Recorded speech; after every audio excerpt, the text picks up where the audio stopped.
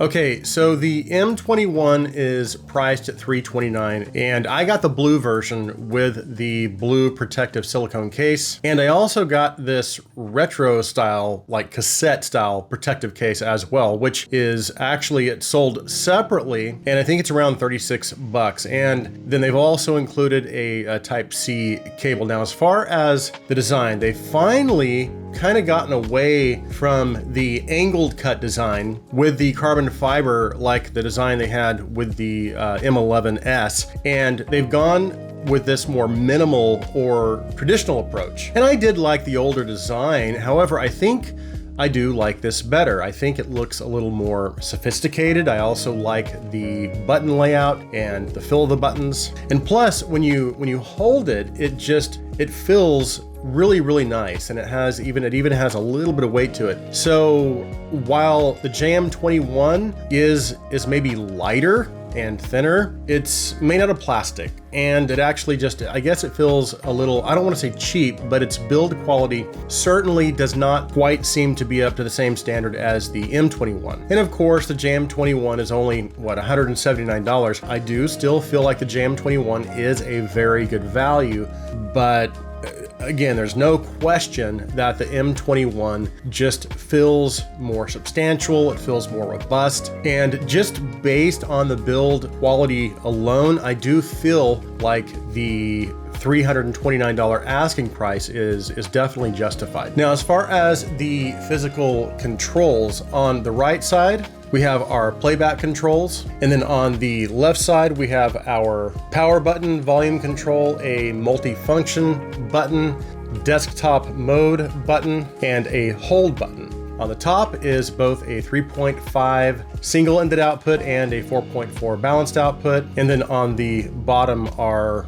two USB Type-C inputs, one for desktop mode and charging, the other also for charging and for transferring data. And then finally, a micro SD slot. Now, internally, the M21 features a quad DAC chip configuration, and it uses 4 CS43198 DAC chips. It also has a fully balanced amplifier stage that will provide up to 720 milliwatts at 32 ohms on battery power. And then in desktop mode, that power jumps up even further up to 950 milliwatts. Again, that's with a 32 ohm load. So that's on the audio side, but on the processing side, they finally upgraded to the Snapdragon 680 chip, which is much more energy efficient and faster than the older 660 chip. You also get 4 gigs of RAM and then 64 gigs of internal memory, which it's not bad, but again, you do also have the micro SD slot that supports cards with up to 2 terabytes of storage. The M21 also has a built-in 4,000 milliamp battery, and I was getting anywhere between 10.5 to 12 hours of playback time, depending on whether I was listening to headphones or IEMs, and that was out of the balanced output. And then about 14 hours with IEMs out of the 3.5 single inlet output. Now, as far as the UI, this does still use the older Android 13. However, if you're only using this as a music player, that is actually perfectly sufficient. And of course, that means you can also download third-party apps from the Play Store, including streaming apps. But what's nice is, like other Fiio Daps, this also gives you 5 different working modes, including Android mode, pure music mode, AirPlay mode, USB DAC mode, and then Bluetooth receiving mode. And then if you go a little deeper into settings, you'll also find additional audio options like gain control, audio filters, balance control, and an EQ. Okay, I think that covers most everything on the hardware and software side. So let's go ahead and move on to sound.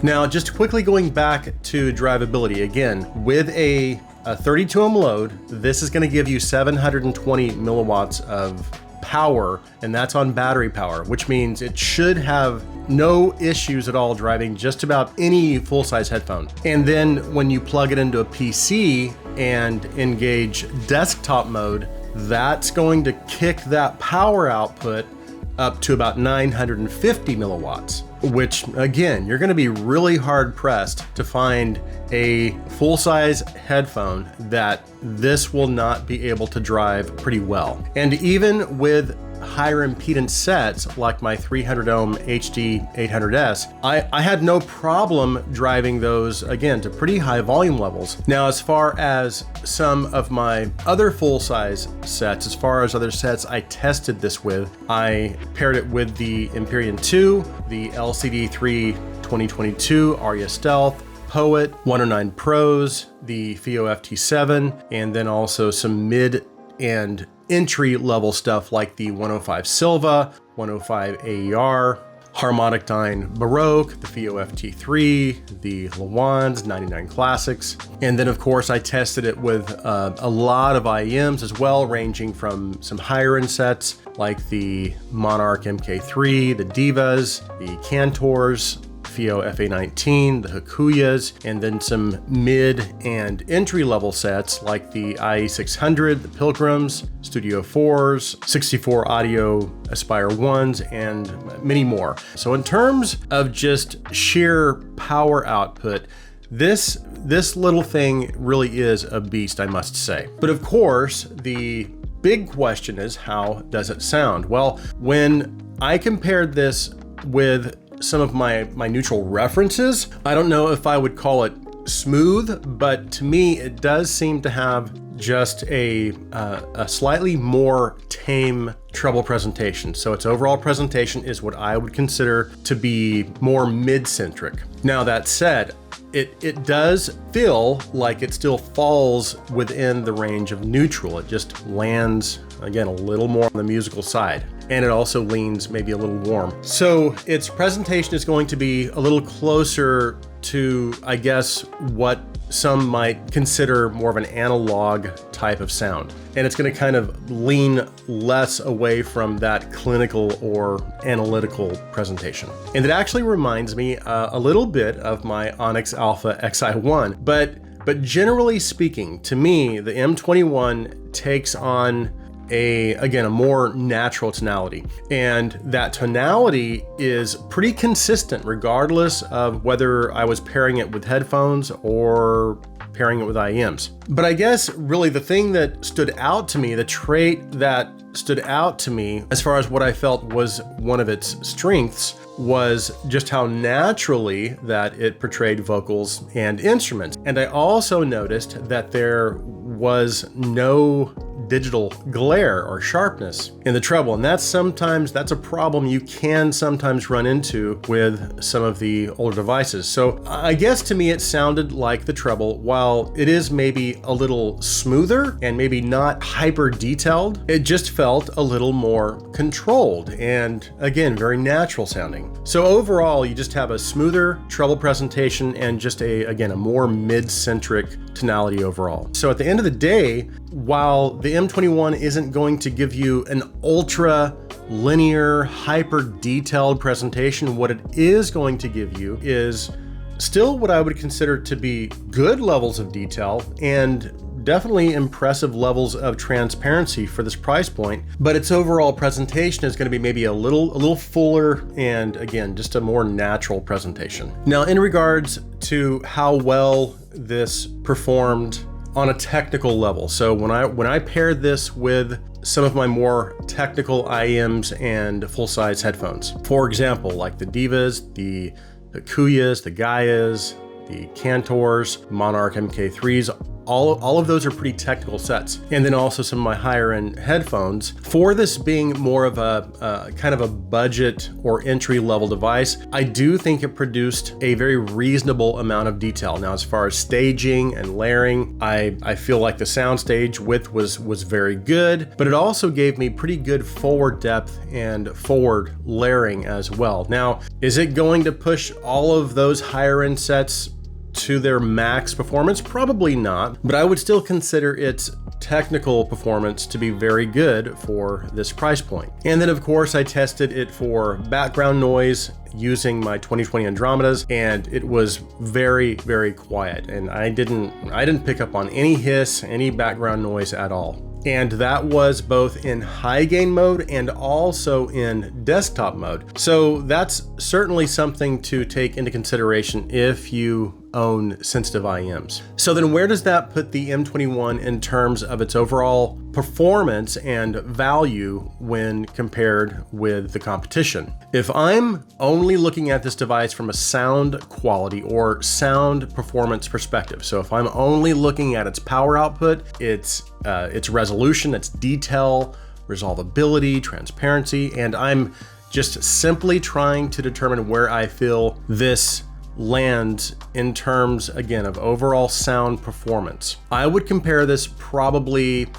to some of my mid-tier dongles like the Onyx XI1, for example, the Fio K17, the BTR17. And I would even say it's probably maybe even on par with the Hibi R4. And then of course, this does outperform all of those in terms of sheer power output. But I guess if I'm comparing this to the best DAP that I've heard under 500 or around, not under 500, but around $500, which is the Ibasso DX180. And yes, that is, again, it's more expensive. And even though the M21 does have more power output than the DX180, it can't quite compete with the DX180 in terms of just pure sound quality. The DX180 is it's just better. It's more resolving, it's more transparent, and it's just generally more refined than the M21. And if you watched my review of the DX180, you'll know that's actually my favorite DAP around the $500 price point. So I guess the question is, in terms of just pure sound quality, is this going to blow the competition up? Probably not. However, I do still consider its sound quality to be very good for this price point. And here's the thing, when you consider all of the other features, its newer internal components, the newer chips, quad DAC configuration, its crazy power output, the snappier UI, the excellent build quality, the newer design, and even just the fact that this is a fully functioning digital audio player. When you factor all of that in and then factor in that you get all of that for $329, it just screams good value in my opinion. And I didn't even really talk about this case at all. And while I guess it is maybe a little gimmicky, I actually think it's kind of cool. But what you do is you basically, let me open this up, you just have to line up these 3 little contact points with the 3 contact points on the actual DAP as you're sliding it in. And what that does is it activates a little cassette tape animation, and then you can also use the buttons on the side to control playback and to control the volume. Plus, it also just adds a level of protection. But I guess at the end of the day, the DAP itself, and there's no denying this, the DAP itself is just a great little device. And in my book, this thing is it's a very, very good value considering everything that you get for that $329 price. But anyways, I think that does it for this video. If you are new to the Gazaudio channel and you like our videos, please take a minute and hit that subscribe button. And if you want to go a step further, you can also support us through our Patreon. I'll be sure and leave a link in the description. Thank you guys so much for taking the time to watch this review. If you wouldn't mind, please comment on this video.